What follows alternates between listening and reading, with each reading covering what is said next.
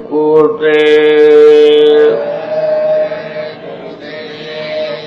जय गुरुदेव।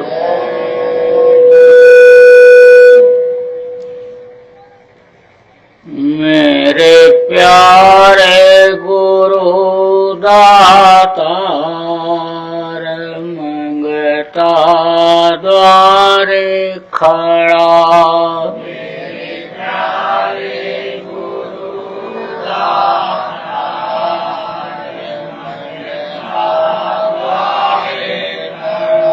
मेरा पुकार पुकार मेहर कर देखो जरा।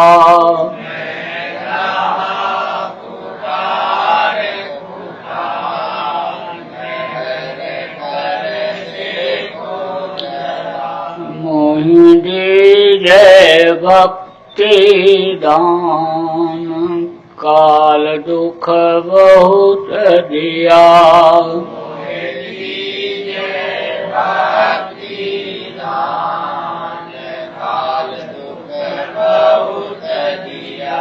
मेरी तरफ उठी अमान दरस को तरस रहा। मेरी तरफ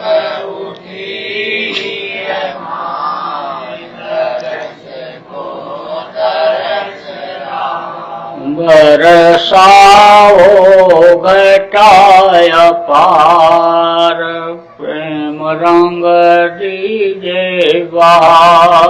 बरसाओ घटाया पार प्रेम रंग दीजे बहार। सुरती भी गए अमीर रसदार तन मन होए हरा।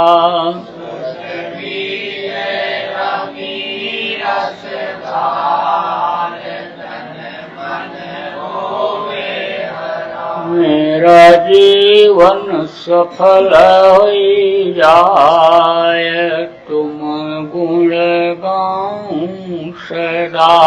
मेरा जीवन सफल हो जाए तुम गुण गाऊं सदा। मैं शयद मनाकार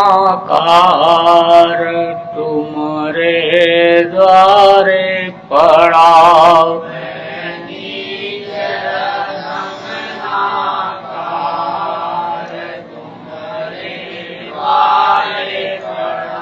मेरी विनती सुनो दर प्यार घट उमगाओ दया। मेरी विनती सुनो दर प्यार घट उमगाओ दया। स्वामी जी पिता मार जल्दी पार किया। स्वामी जी पिता मार जल्दी पार किया। जय गुरुदेव स्वामी पिता मार जल्दी पार करो। जय गुरुदेव स्वामी पिता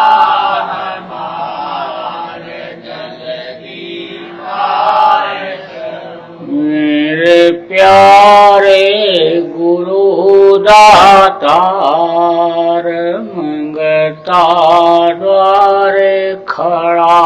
मेरे प्यारे गुरु दातार मंगता द्वारे खड़ा। मेरा पुकार पुकार मेहर कर देखो जरा।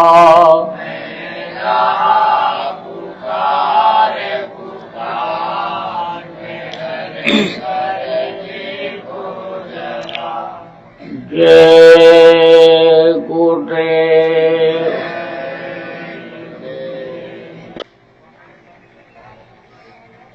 सर्वसमर्थ सर्वत्र स्मरणीय परम पूज्य गुरु जी महाराज, उपस्थित सभी सत्संगी धर्म प्रेमी बच्चे एवं बच्चियों, गुरु महाराज की अपार दया में और आज 3 फरवरी 2018 को हैदराबाद के आप प्रेमियों का सत्संग के माध्यम से दर्शन का अवसर मिला। जब उस मालिक की दया मेहरबानी कृपा होती है तब जीवन में ऐसे अवसर मिलते हैं सत्संग करने का और सत्संग सुनने का। सत्संग मनुष्य के जीवन के लिए ठीक उसी तरह से जरूरी है जैसे शरीर की सफाई के लिए, कपड़े की धुलाई के लिए साबुन और पानी की जरूरत होती है। सत्संग से ही अंतरात्मा की सफाई होती है। सत्संग से यानी अंतर की गंदगी साफ होती है। बाहर की गंदगी को तो आप पानी से, साबुन से, अन्य चीजों से धो करके साफ कर लेते हो, लेकिन जो अंतर में कर्म होते हैं वो इन चीजों से नहीं धुलते। मनुष्य कुछ न कुछ जान अनजान में बुरे कर्म कर डालता है। कुछ न जानकारी में बुरे कर्म बन जाते हैं। कुछ बुरे कर्मों की जब आदत बन जाती है, मन बलवान हो जाता है, आत्मा तो रोकती है लेकिन वो कमजोर पड़ जाती और मन बलशाली हो जाता है तो बुरी आदतें बन जाती हैं। वो चीज आदत में आ जाती है तो वो सब कर्म इकट्ठा हो करते हैं और तकलीफ देते हैं। शरीर को कष्ट मिलता है, मानसिक परेशानियां बढ़ती हैं। इसलिए सत्संग सुनना जरूरी होता है।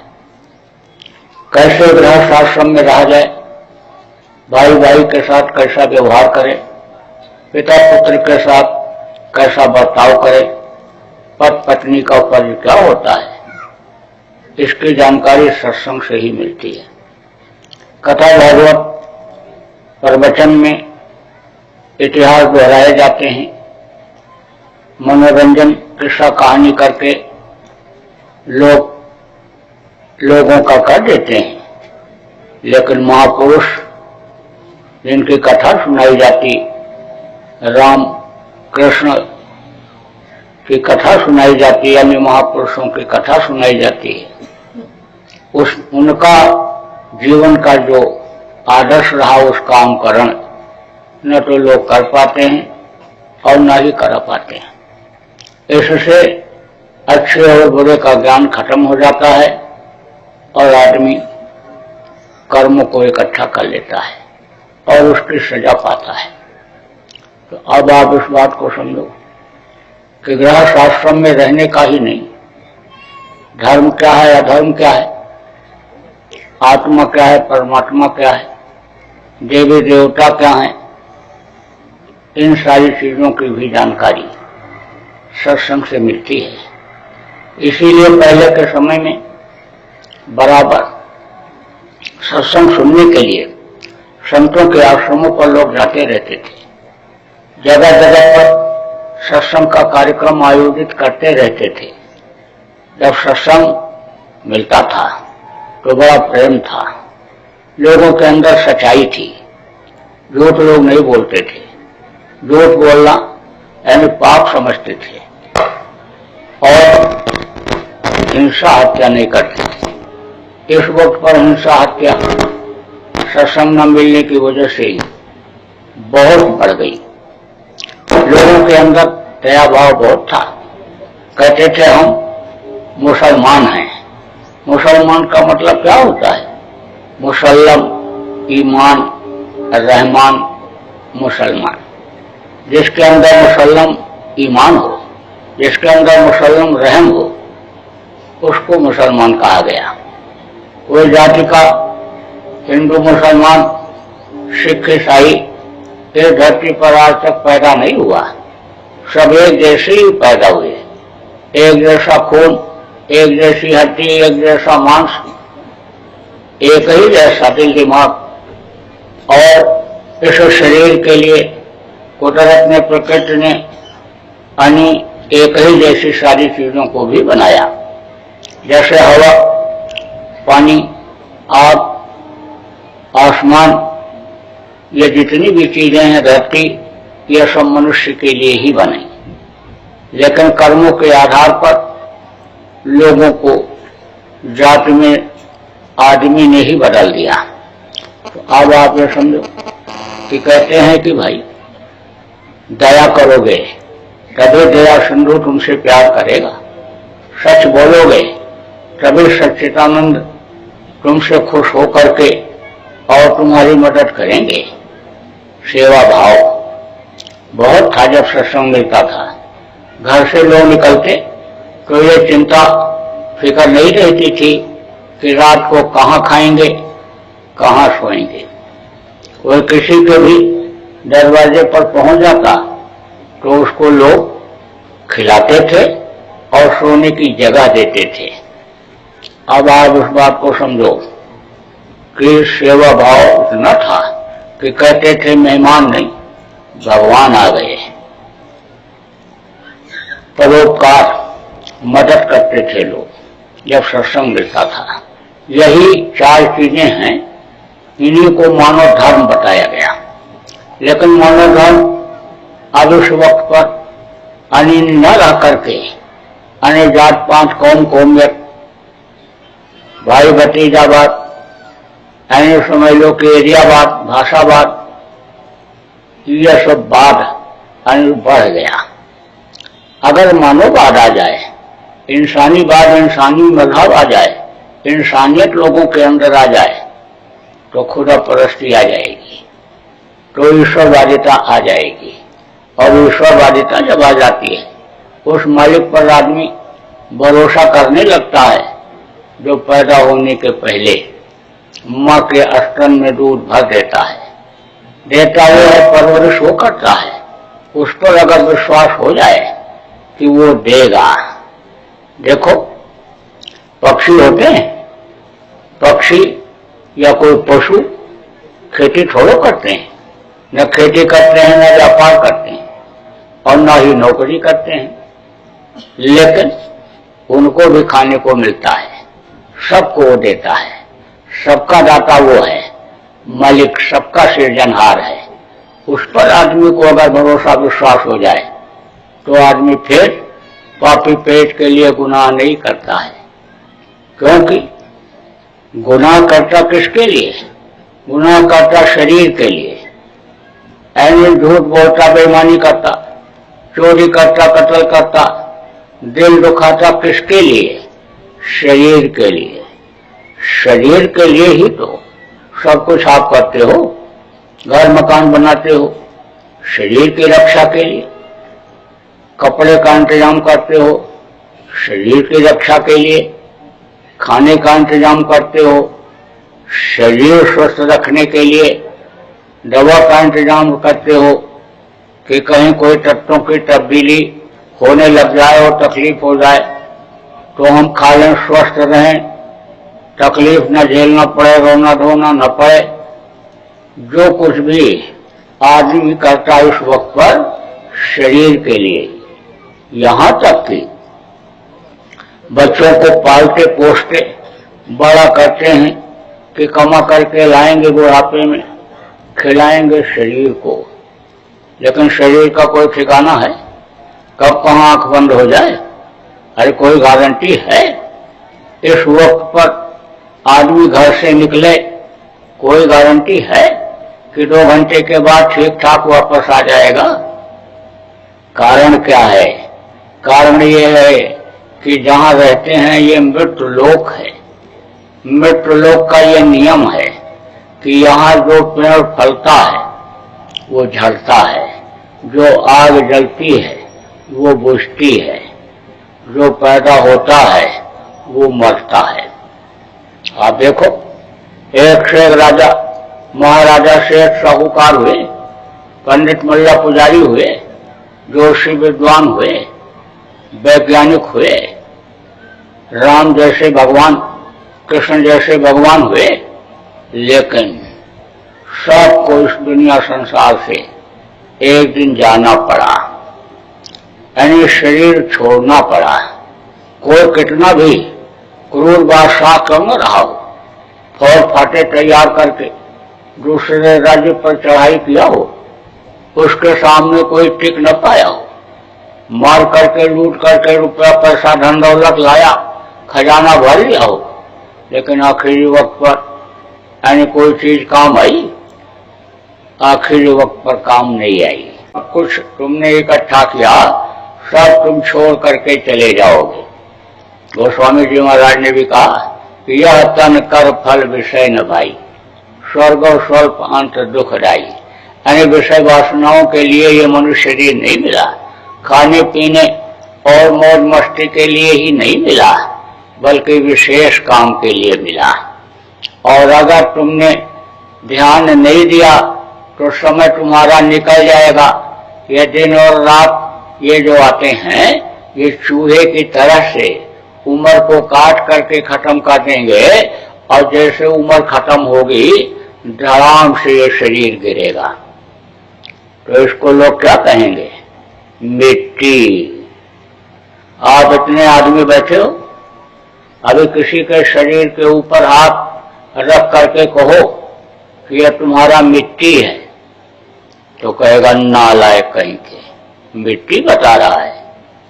ये हीरा जैसी काया, देव दुर्लभ शरीर, देवता जिसके लिए 24 घंटा प्रार्थना करते रहते हैं कि थोड़े समय के लिए हमको मनुष्य शरीर मिल जाता तो हम अपना काम बना लेते, उसको ये मिट्टी बता रहा है। मोतियाबिंद हो गया आंख में, दिखाई नहीं पड़ता है, लेकिन प्राण निकलने के बाद चाहे राजा का शरीर हो, चाहे महाराजा का शरीर हो, चाहे सेठ साहूकार का शरीर हो, सबके शरीर को लोग मिट्टी ही कहते हैं। और कहते जल्दी करो, ले जाओ जलाओ, नहीं तो मिट्टी खराब हो जाएगी। बस उठा करके ले जाते हैं। कहाँ? शमशान घाट पर। वहां जलाने की तैयारी शुरू हो जाती है। जब जलाने की तैयारी शुरू होती है तो बैठ करके लोग अच्छी अच्छी बातें करते हैं। क्या आ गया बेचारे के साथ? सब कुछ यहीं छूट गया। नंगा रह करके, भूखा रह करके धन कमाया, मकान बनाया, बाल बच्चों को पढ़ाया लिखाया, रोजी रोजगार में लगाया, धन पुत्र परिवार, मान प्रतिष्ठा इज्जत, सब कुछ होते हुए कोई भी चीज साथ नहीं गई। हंसा अकेले उड़ गया। तो दूसरा आदमी जो बैठा रहता है कहता है भाई यही हाल एक दिन सबका होगा। यह मरघट छोड़ेगा नहीं किसी को, एक दिन सबको बुलाएगा।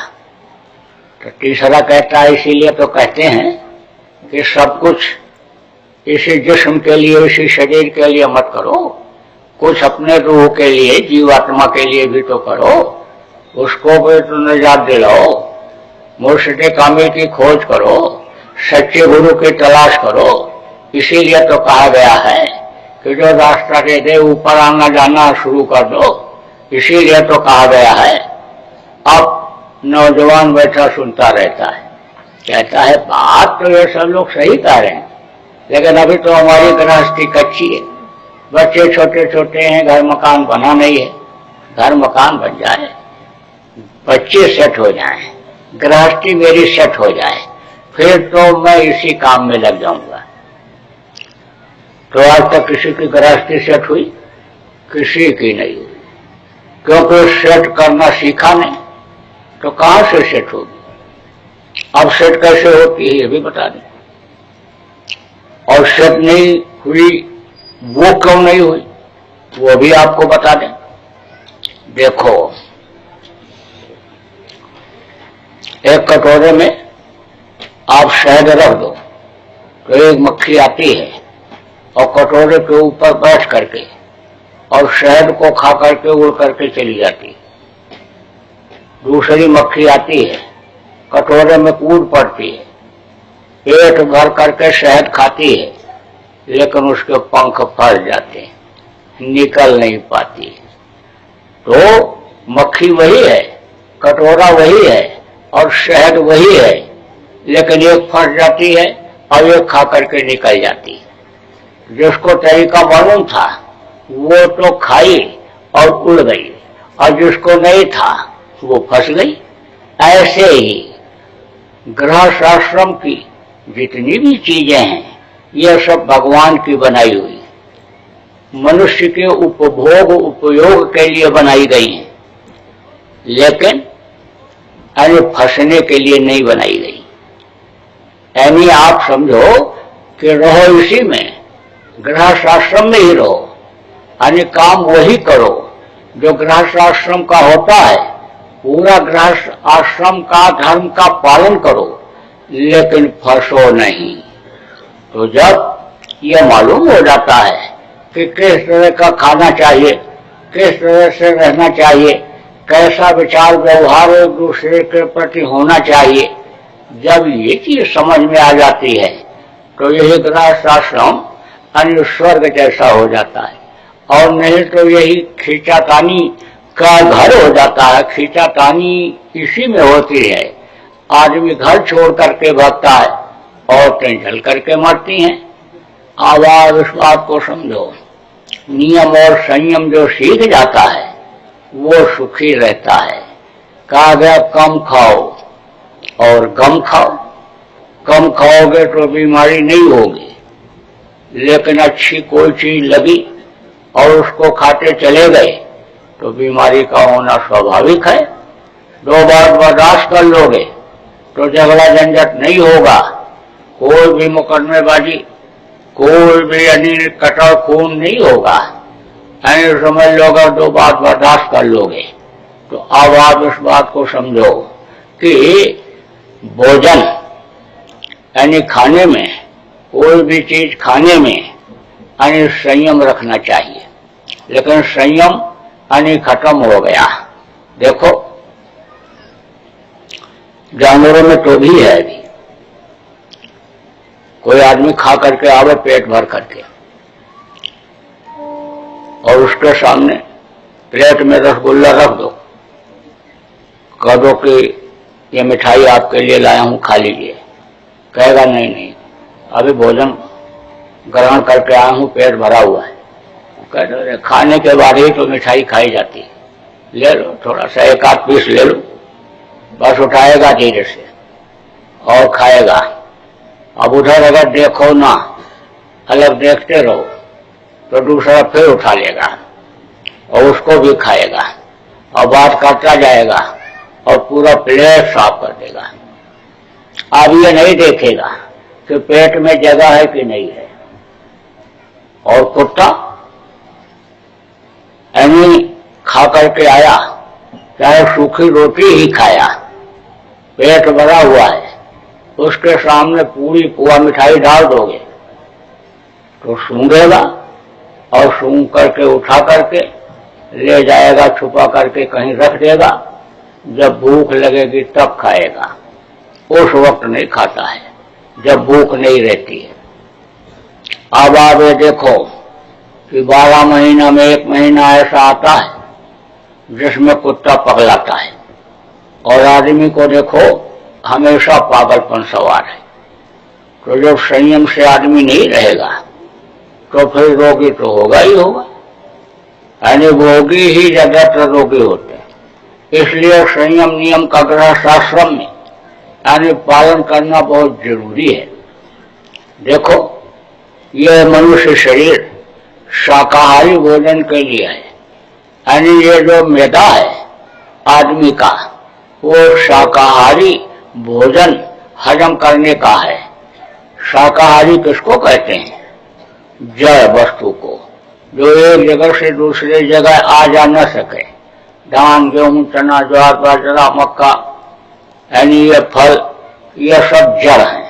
इन चीजों को खाने के लिए उस मालिक ने उस मनुष्य शरीर के मैदा को बनाया है। अब इसके अंदर जब कोई पक्षियों का, जानवरों का मांस डाल देता है और उसका खून बनता है तो खून बेमेल हो जाता है। और खून जब बेमेल हो जाता है तब समझ लो कि दिमाग ठीक से काम नहीं करता है। अब आप ये समझो कि कोई बीमार हुआ तो डॉक्टर ने कहा खून की कमी हो गई, इनको खून चढ़ाना पड़ेगा। तो लड़के ने कहा मैं दे दूंगा, भाई ने कहा मैं दे दूंगा, और दोनों ने दिया। लेकिन डॉक्टर ने कहा दोनों का खून नहीं मिल रहा है, ग्रुप नहीं मिल रहा है। अब आप इस बात को समझो कि एक ही रजबीज से दोनों एक ही माँ के पेट में पले भाई, और समझ लो कि ग्रुप नहीं मिल रहा है खून का, तो उसका कारण क्या है? कारण यही है कि एक शाकाहारी और दूसरा मांसाहारी निकल गया। बहुत से लोग ऐसे भी होते हैं कि जो मांस नहीं भी खाते हैं लेकिन मांसाहारी जिसमें मांस पड़ा हुआ रहता है उन चीजों को जान अनजान में खा लेते हैं तो भी उसका असर खून के ऊपर पड़ जाता है। आप देखो इस वक्त पर बीमारियां क्यों बढ़ रही हैं, उसका यही कारण है कि आदमी का अन्य समय लो खान पान सही नहीं रह गया। आप अस्पताल में चले जाओ, आप देखो, पता करो कि इसमें शाकाहारी मरीज कितने हैं और मांसाहारी कितने हैं।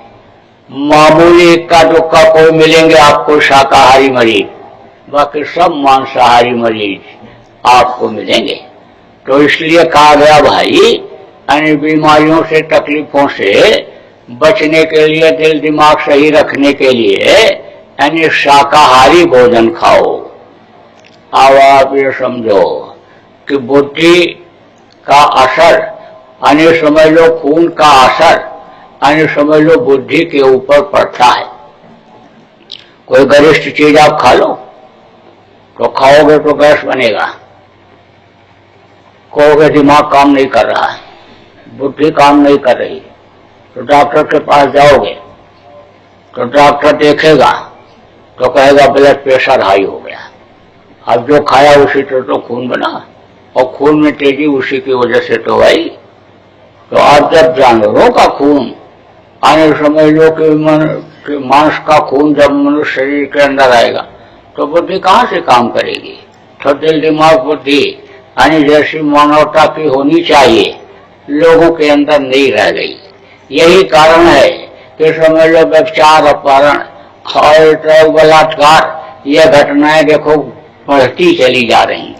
माँ बहन बहू बेटी की पहचान जब बुद्धि खराब होती है तभी तो नहीं हो पाती है। इसलिए शाकाहारी भोजन खाना चाहिए, ऐसे नशे का सेवन नहीं करना चाहिए कि जिससे दिल दिमाग काम न करे। कोई शराब पी करके आया तो उसको तो सब कोई औरत ही दिखाई पड़ेगा। चाची का हाथ पकड़ लेता है, बुआ का पकड़ लेता है, अपनी लड़की का हाथ शराबी पकड़ लेता है। इसीलिए तो कहा जाता है कि भाई शराब मत पियो या ऐसे नशे का सेवन मत करो कि जिससे बुद्धि खराब हो जाए। तो अब आप ये समझो कि गृहस्थ आश्रम क्यों नहीं सुलझ रहा है, गृहस्थ आश्रम की समस्याएं क्यों नहीं सुलझ पा रही हैं? इसी वजह से नहीं सुलझ पा रही हैं कि आदमी को रहना खाना आया नहीं, समझ नहीं पाया किस तरह रहना चाहिए। देखो जब मंदिर गंदा हो जाता है तो वहां कोई पूजा पाठ करता है? पत्थर का मंदिर बनाते हो, मस्जिद बनाते हो, गिरजाघर बनाते हो, गुरुद्वारा बनाते हो, और वहां पर अगर कोई ले जा करके मुर्दा मांस डाल दे तो वहां कोई पूजा करता है? कोई नहीं करता, न इबादत करता, न ग्रंथ का, और अन्य ख्वाहिशों की इबादत न करके, जिस्मानी इबादत न करके अन्य समझ लो रूहानी इबादत करनी चाहिए। रूह को निजात दिलाना चाहिए। तो अब आप समझो कि जो इन चीजों को नहीं समझ पाते हैं वो उसी तरह से जीवन अपना बना लेते हैं कि जैसे पशु और पक्षी, पशु पक्षी भी मनुष्य जैसे ही आते हैं, खाते हैं और बच्चा पैदा करके इस दुनिया संसार से चले जाते हैं। ऐसे इंसान भी चला जाता है। तो आप समझो कि मैं आपको बता रहा था कि अंत दुखदाई, जो नहीं समझ पाते हैं उनको आखिर में बड़ी तकलीफ होती है। देखो, जो संत होते हैं वो तो जब उनकी इच्छा होती है तो अपने प्राणों को और जीवात्मा को निकाल लेते हैं, उनको कोई तकलीफ नहीं होती है, शरीर छोड़ करके और चले जाते हैं। जो साधक सिद्ध होते हैं उनके प्राण सुषुम्ना फोड़ करके निकलते हैं, और जो धार्मिक लोग होते हैं उनके प्राण मुंह से, आंख से, कान से निकलते हैं, और जो पापी कुकर्मी जीव होते हैं उनके प्राण टट्टी और पेशाब के रास्ते से निकलते नहीं हैं, निकाले जाते हैं। यमराज के भयंकर दूत आते हैं, मार मार करके, ठोक ठोक करके, मशाल दिखा करके, झुलस करके निकालते हैं, तो उनको बड़ी तकलीफ होती है। अब आप ये समझो कि प्राण जो निकलता है इसी शरीर से निकलता है, और रूह भी, जीवात्मा भी इसी शरीर से निकलती है। लेकिन जो इस चीज को समझ जाते हैं कि किस तरह से ये निकलती है और किस तरह से शरीर के रहते रहते निकाला जाता है, उनको आखिर में कोई तकलीफ नहीं होती है। 10 बार मरो 10 बार जियो, 50 बार दिन भर में मरो 50 बार जियो। मरना और जीना किसको कहते हैं? जब रूह निकल गई तो ये शरीर बिल्कुल मरा पड़ा जैसा दिखता है, और जब वापस आ गई तो फिर इसमें चैतन्यता आ गई। रूह उसी को तो कहते हैं, जीवात्मा इसी को कहते हैं कि जो अनुभव करावे हर चीज का, ज्ञान करावे हर चीज का, समझ लो गर्मी ठंडी दुख सुख का अनुभव जो इस शरीर को करावे, यही है जीवात्मा। आप बैठे हो, आपके शरीर में छुरा भोग दिया जाए तो दर्द होगा, रोगे, और जीवात्मा निकल गई तो इस शरीर के टुकड़े टुकड़े काट दो, पता नहीं चलता है। तो वो तरीका सबके पास है, निकालने का ऊपरी लोकों में, ले जाने का रास्ता सबके पास है। लेकिन जब कोई जानकार मिलता, रंग बिरंगी पताकाएं फहरती रहती, अप्सराओं गंधर्वों के नृत्य होते रहते, देव आत्माएं उधर से जाती है। एक दरवाजा दक्षिण की तरफ, एक दरवाजा उत्तर की तरफ, ऋषि मुनियों का जमावड़ा, अनाद वेदवाणी वहां होती रहती है, ऋषि मुनि उधर से प्रवेश करते हैं। और एक दरवाजा दक्षिण की तरफ, वहां पर कौन रहते हैं? वहां जमावड़ा किसका रहता है? भूतों का, प्रेतों का, जिन का, पिशाच का, अन्य समझ लो कि वहां जमावड़ा रहता है। पहुंचते ही देखते ही अन्य रूह कांपने लगती है। दक्षिण दरवाजे से यमराज के सिंहासन तक का रास्ता कैसा है? जैसे सुई की नोक, ऐसे जैसे कीलियां एक तरफ से बिछा दी जाएं, उस पर से ऐसे खींचते घसीटते हुए यमराज के दूत ले जाते हैं। नुकेले कटे हुए पत्थर उस पर से खींचते हैं, गरम गरम राख बरसती रहती, कभी गर्म हवा चलती रहती, कभी ऐसा होता है कि बड़ी तेज बारिश होती है और एकदम से बदन एकदम से साफ हो जाता है, और उसके बाद में मोटी मोटी समझ लो कि ये धूल की किरणें पत्थर जैसी इसमें लगती हैं, हरसोराख हो जाता है, खून निकलने लगता है, बहने लगता है। कभी ऐसा होता है कि बड़ी ठंडी हवा तेज चली और उससे क्या हुआ, जैसे दवाई फट जाती है ठंडी में, ऐसे फट गई, दर्द हो रहा है। वो कोई भी जो वहां का रास्ते का तकलीफ है, वो एक ही तकलीफ हमेशा नहीं रहता है, तो बदलता रहता है।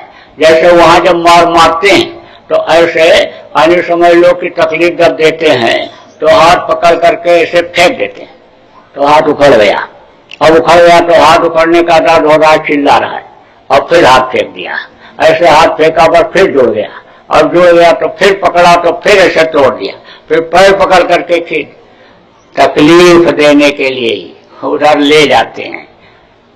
एक से जंगली जानवर, शेर, चीता और वो भैंसा, बैल, नुकीली यानी सींग वाले, वो यानी एकदम से देखते ही हमला कर देते हैं। भैंसा यहां भी रहते हैं, बैल यहां भी रहते हैं, जमीन पर जहां आबादी रहती है, लेकिन एकदम जंगल में आप चले जाओ तो वहां के भैंसा और आदमी, भैंसा और ये बैल जब आदमी को देखते हैं तो देखते ही हमला करते हैं, क्योंकि ये तो देखते देखते पहचान जाते हैं। बैल ये पहचान जाते हैं देखते देखते, जो खिलाता है उसको नहीं बोलते हैं। दूसरा कोई अगर उधर से जा रहा हो तो दूसरे को जिसको नहीं पहचानते हैं उसको तो मारने दौड़ते हैं, लेकिन वो तो सबको ही मारने दौड़ते हैं। वो जो जंगल के भैंसा, जंगल के बैल होते हैं, ऐसे ही वो बैल और वो जो है आपके भैंसा, वो नुकीले सींग वाले, वो एकदम हमला कर देते हैं। एकदम ऐसे झुंड झुंड में ऐसे हमला करते हैं। अब हमला किया, काट दिया, मार दिया, और फिर उसके बाद में जब चिल्लाए रोए, थोड़ी देर चिल्लाए रोए, तकलीफ भी, फिर उसके बाद वो हटा देते हैं। कौन? यमराज के दूत। उनके पास बाण होता है, तीर होता, धनुष, और उससे मार करके उनको हटा देते हैं। जिन जानवरों को लोग मार करके खा जाते हैं, वो भी बदला लेने के लिए रास्ते में मिलते हैं, पंजा मार देते हैं, दांत से नोच लेते हैं, लहू लसांग खूर से लटपट, आने समय लोग की जीव यमराज के सामने पेश होता है। तो उनके पास पूरा रिकॉर्ड रहता है, पैदा होने से लेकर के और मृत्यु तक का पूरा रिकॉर्ड रहता है उनके पास। आप तो बहुत से लोग कहते हो कि आंख बचा करके गलत काम कर लो, क्या कहीं कोई देख रहा है? लेकिन आपको नहीं मालूम है कि जिसको आप नहीं देख पा रहे हो, आपकी सारी अच्छाई बुराइयों को देख रहा है, पल पल देख रहा है, नोट कर रहा है, टेप कर रहा है। उसका कैमरा कभी फेल होने वाला नहीं, उसकी बिजली आप जैसे यहाँ फेल होने वाली नहीं है। वो बिल्कुल एकदम से, जिसको ऑटोमेटिक कहते हो अपने आप, यानी वो रील चलती रहती है और वो उनके पास वहां पर बही खाता रहता है, उसी में नोट हो जाता है। अब आप ये समझो कि जैसे एक कैमरा है, अब कैमरा से फोटो ले रहे हैं, अब इसको कंप्यूटर में भर देंगे तो कंप्यूटर में भरा रहेगा, कुछ भी आप चाहो तो देख लो। ऐसे ही सब का पूरा अन्य समझ लो कि उसका रहता है पूरे, यानी मृत्युलोक का खाका यमराज के पास सब रहता है। उनके जो प्रिय होते हैं चित्रगुप्त जिनको कहते हैं, बगल में ही बैठे रहते हैं। तो बहुत सा अन्य समझ लो कि जीवों के ऊपर दया करके अन्य कर्मों को तो वो उनके सामने पेश ही नहीं करते हैं। देखो, मनसा, वाचा और कर्मणा, तीन तरह के अन्य कर्म आदमी के मुख्य रूप से बताए गए। मनसा किसको कहते हैं कि आदमी मन में सोचता है कि इनको मार देंगे, काट देंगे, इनके साथ बुरा कर्म करेंगे, तो वो मनसा पाप कहलाता है। वाचा मतलब मुंह से बोलता है, तुमको मार देंगे, तुम्हारी बहन बेटी के साथ ऐसा कर डालेंगे, तो वो मुंह से बोलता है, वाचा कर्म कहलाता है।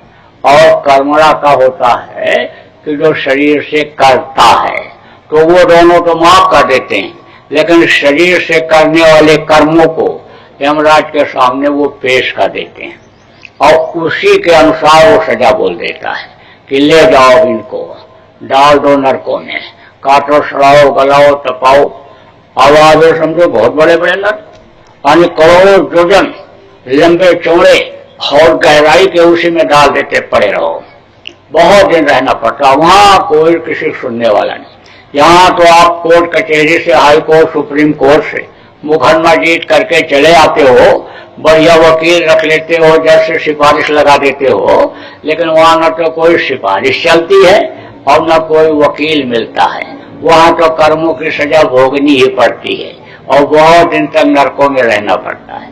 उसके बाद फिर वहां से जब छुटकारा मिला तो कीड़ा मकोड़ा के शरीर में, सांप गोजर बिच्छू के शरीर में यही जीवात्मा यानी डाल दी जाती है। मुर्गा भैंसा बकरा के शरीर में यही जीवात्मा डाल दी जाती है। यानी आप ये समझ लो, फिर गाय और बैल की यौन मिलती है, गाय और बैल की यौन के बाद फिर यह मनुष्य शरीर यानी 9 महीने माँ के पेट में लटकने के बाद तब मिला करता है। जितने लोग आप बैठे हो, सब के सब लोग एक दिन माँ के पेट में लटके ही हुए थे, लटके हुए थे। यानी आप समझ लो जितने भी लोग, सबके सामने यानी मलमूत्र की बदबू यानी समझ लो कि नाक में आती ही रही बदबू। माँ के पेट की आग 9 महीने तक बराबर यानी माँ के पेट में तपाया सब लोगों को।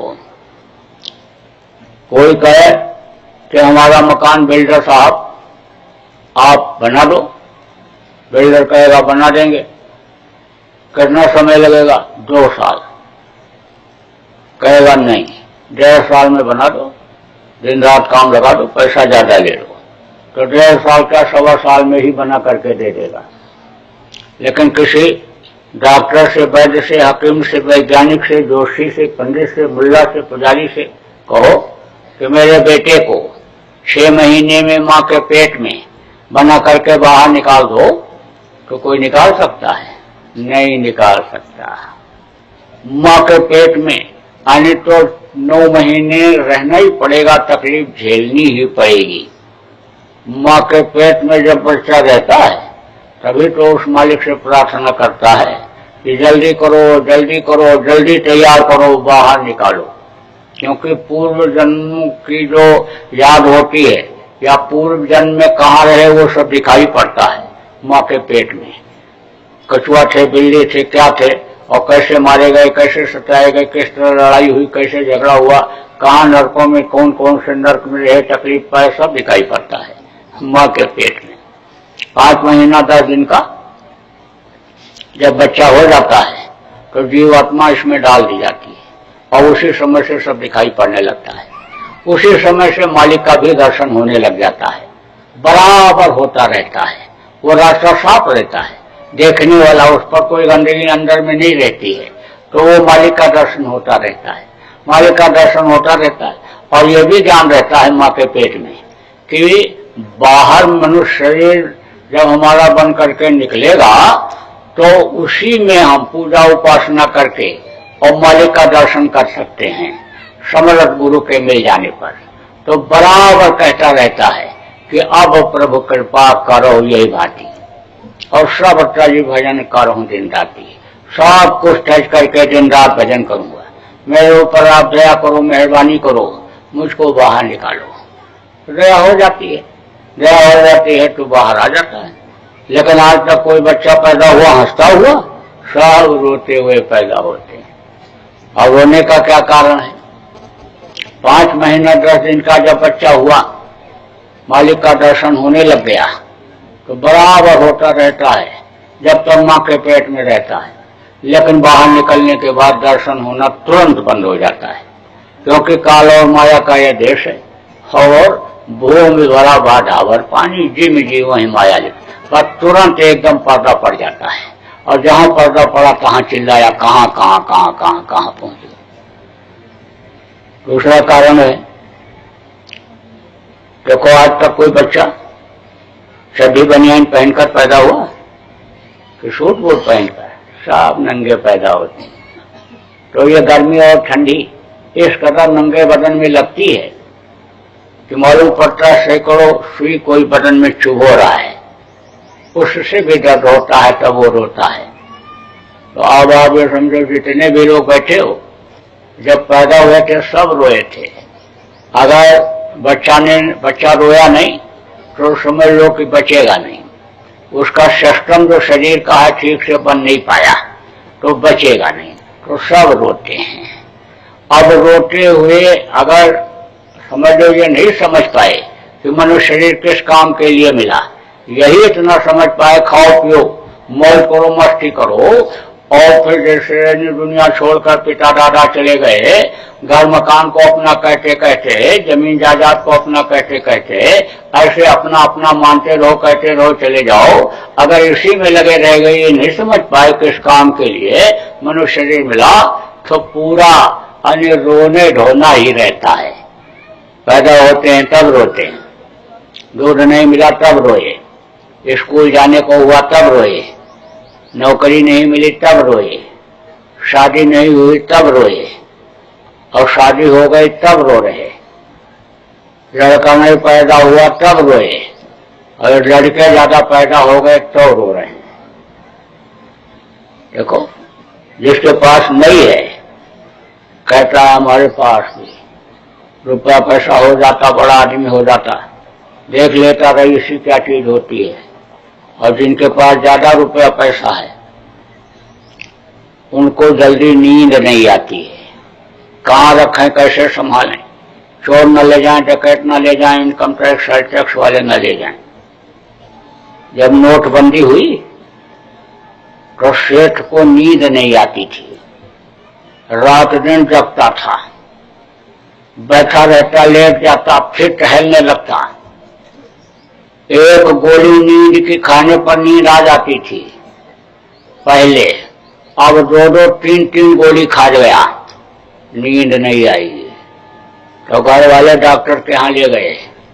डॉक्टर ने कहा कि तुम नींद की गोली तो खाते थे सेठ जी पहले, तब आपको नींद आती थी आराम से। बोले खा गए, 3-3 गोली खा गए, बेटे ने बताया, तो भी नींद नहीं आई, तो भी नींद नहीं आई। तो बेटे ने कहा चौथी गोली दे दी जाए। बोले चौथी गोली दे तो दोगे, सो तो जाएंगे लेकिन सोते ही रह जाएंगे, उठ नहीं पाएंगे। यही ओवरडोज हो गया, 3 गोली ही बहुत हो गई। तो जिनके ज्यादा हो जाता है उनको जल्दी नींद नहीं आती। जिसका लड़का नहीं है, कल लड़का पैदा हो जाएगा, चलो गया में पिंडदान कर आओ, चलो वैष्णो देवी में पिंडी चढ़ा दो, चलो मजार पर चद्दर चढ़ा दो, सब कर डालता है, तो भी नहीं हुआ। कर दो काली माता के मूर्ति के सामने, चलो बकरा काट करके चढ़ा दो, तो बकरा काट करके उसका सिर चढ़ा देता है। जघन्य पाप कर डालता है, जीव हत्या भी एक जीव के पाने के लिए कर डालता है। लेकिन जिनके 4 लड़के, को दादाजी आप बड़े भाग्यशाली, आपके 4 लड़के, 4 बहुएं, खूब सेवा करते होंगे। तब बुढ़ा कहता है ये मर जाते तो ठीक था, जीने नहीं दे रहे, जान के लाले पड़ रहे, मैं तो अधर में लटक गया। कहो कि दादाजी आपने तो बड़ी मेहनत किया, बड़ा त्याग तपस्या किया, और किसी तरह से लड़के को पढ़ाया लिखाया, कमाने लायक लड़का बन गया, और पढ़ी लिखी बहू भी कमाने वाली ले आया, तो आप फिर क्यों दुखी हो? ये तो आपकी खूब सेवा करते होंगे, बढ़िया बढ़िया बना के खिलाती होगी बहू, और ये सेवा करते होंगे। आपको क्या चाहिए? अच्छा खाना चाहिए जिससे शरीर स्वस्थ रहे, और कपड़ा साफ सुथरा चाहिए, कभी जरूरत पड़ जाए तो बीमार हो जाओ तो दवा चाहिए। अब आपको क्या चाहिए? आप क्यों परेशान हो? तो हाथ पकड़ करके बैठा लेता है और एक एक चीज बताता है। कहता है पढ़ाई लिखाई ऐसी उसने किया कि पुराना रीति रिवाज सब छोड़ दिया, पुराना भजन भाव भक्ति जो था वो सब उसके अंदर से निकल गया। सुबह उठता था, गीता के श्लोक रामायण की चौपाइयां पढ़ता था, भगवान का नाम लेता था, सूर्य निकलने से पहले बिस्तर छोड़ देता था। अब 9 बजे उठता है फिल्मी गाना गाते हुए, खड़े खड़े टट्टी खड़े खड़े पेशाब करता है, अरे फटा पैंट पहनता है। एक दिन मैंने कहा कि तेरी पैंट ये फटी हुई 3-4 जगह, तू नया नहीं बनवा लेता? अरे बोला फैशन है, ये बड़े आदमी पहनते हैं। बाज आए ऐसे बड़े आदमी पर। और बहू की तो यह हालत है कि खाती रहती है और बनाती रहती है, बनाती भी रहती है और खाती भी रहती है। तो तुम्हारी चाची ने कहा कि तू खाती बनाती क्यों रहती है? बोले टेस्ट करती रहती हूँ खराब न बन जाए। तो कहा भैया उसकी माँ ने रोटी बनाना सिखाया ही नहीं, बस कहती रही पढ़ती रहो पढ़ती रहो पढ़ती रहो, और रोटी बना बना करके खिलाती रही और टेबल पर ही चाय पानी पहुंचाती रही। अरे तो वो बनाना ही नहीं सीख पाई। एक दिन पूछा तू बनाती नहीं है वहां शहर में जब रहती है? अरे बोली होटल में खाते हैं। अब होटल अगर बंद हो जाए तो अभी ये भूखों मर जाए। क्या बताऊं, सब तौर तरीका बदल गया। पहले तो लोग खाना घर में खाते थे और टट्टी मैदान के लिए बाहर दूर जंगल में जाते थे। अब टट्टी मैदान तो भाई घर में करते हैं और खाने के लिए बाहर होटल में जाते हैं। मैं क्या करूं, मैं तो परेशान। अरे तो सेवा तो करते होंगे, हाथ पैर तो दबाते होंगे। बुढ़ा कहता है हाथ पैर तो दबवाता ही नहीं, क्योंकि मैं नियत तो पहचान गया। बहू की नजर तो तिजोरी की चाबी पर है और बेटे की नजर धन संपत्ति पर है। तो मैं तो पैर आने समझ लो इसीलिए नहीं दबवाता हूं कि पैर दबाते दबाते कहीं गला न दबा दे। तो अब आप ये समझ लो रोने धोने का यह संसार। आप इतने आदमी बैठे हो, कोई नहीं कह सकते हमारे घर में झगड़ा नहीं हुआ। और कुछ घर तो ऐसे हैं जिनमें रोज होता रहता है। आप ना पहचान पाओ, मैं बता दूंगा, 2, 4, 10 को बता दूंगा कि इनके यहाँ रोज होता है। बुढ़े न लड़ें, जवान न लड़ें, तो लड़के ही लड़ते रहते हैं, कुछ कुछ कुछ कुछ करते रहते हैं। कोई घर ऐसा नहीं जिनमें बीमारी ना हो, सब घर में बीमारी। कुछ घर तो ऐसे भी हैं जिनमें कोई न कोई बीमार ही रहता है। तो ये दुखों का संसार बन गया। अन्य समझ लो सुख का सागर इसको कहा गया था, लेकिन ये दुखों का संसार बन गया। अब आप ये समझ लो कि जब पैदा हुए रोए, रोते रोते ऐसे चले जाओ, ये मनुष्य शरीर दोबारा फिर नहीं मिलेगा। तो ये मनुष्य शरीर देव दुर्लभ किस लिए दिया गया कि अब दोबारा इस दुख के संसार में दुख झेलने के लिए आना न पड़े। इसी मनुष्य शरीर के अंदर से ऐसा रास्ता गया हुआ है कि जिससे देवी देवताओं का दर्शन भी किया जा सकता है, स्वर्ग वैकुंठ का आनंद भी लिया जा सकता है और समय पूरा होने पर अपने वतन, अपने घर, अपने मालिक के पास पहुंचा जा सकता है।